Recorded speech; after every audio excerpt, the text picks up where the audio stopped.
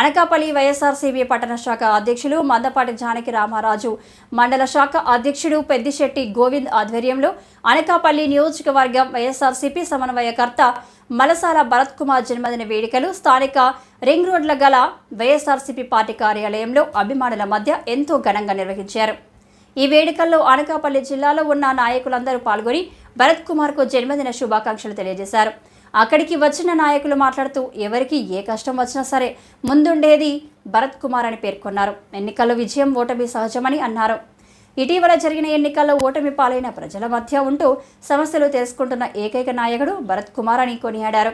2029 సంవత్సరంలో జరగబోయే ఎన్నికల్లో మళ్లీ మలసాల భరత్ కుమార్కు ప్రతి ఒక్కరూ అండగా నిలిచి మళ్లీ జగన్మోహన్ రెడ్డి అధికారం తీసుకువచ్చే విధంగా ప్రతి ఒక్కరూ ఈ 5 సంవత్సరాలు కష్టపడి భరత్ కుమార్ వెంట నడవాలని పిలుపునిచ్చారు.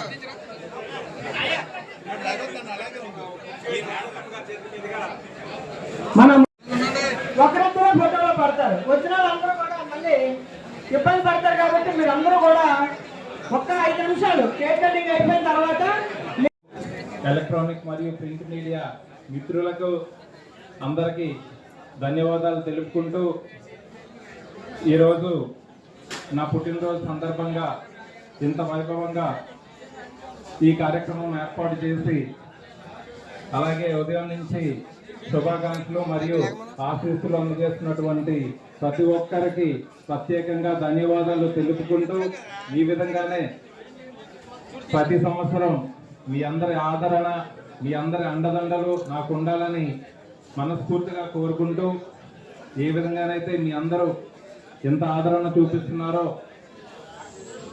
నేను కూడా మీ అందరినీ కుటుంబ సభ్యుల్లో భావించి మీ అందరికీ ఎప్పుడూ అండగా ఉంటానని మాటిస్తూ మరి అతి అందరూ చెప్పినట్టు అతి తక్కువ సమయంలోనే మీరందరూ నాకు ఫ్యామిలీ మెంబర్స్లా అయ్యారు. ఇంత ఎక్కువ క్రౌడ్ కానీ ఇంతమందితో నేను ఎప్పుడూ లేను. అంతకుముందు కూడా నేను అమెరికాలో ఉంటే 2 రోజులు ఇంట్లో ఉంటా, 5 రోజులు బయట బిజినెస్ చూసుకుంటా. ఇండియా వచ్చినప్పుడు కూడా అట్లాగే 3 రోజులు హైదరాబాద్, 3 రోజులు చెన్నై. అధ్యక్షులు బందపాటి జానకి రామరాజు గారికి, పెద్దలు గౌరవనీయులు రాష్ట్ర పార్టీ ప్రధాన కార్యదర్శి దంతులు దిలీప్ కుమార్ గారికి, కార్పొరేటర్స్ సునీత గారికి, ప్రసన్నలక్ష్మి గారికి, రాంబాబు గారికి, ఎంపీపీ సూరిబాబు గారికి, కసింకోట ఎంపీపీ గున్నాయి నాయుడు గారు, లక్ష్మి, మా మహిళా సోదరిమణులకు, నాయకులకు, పాత్రికేయులకు అందరికీ నమస్కారం.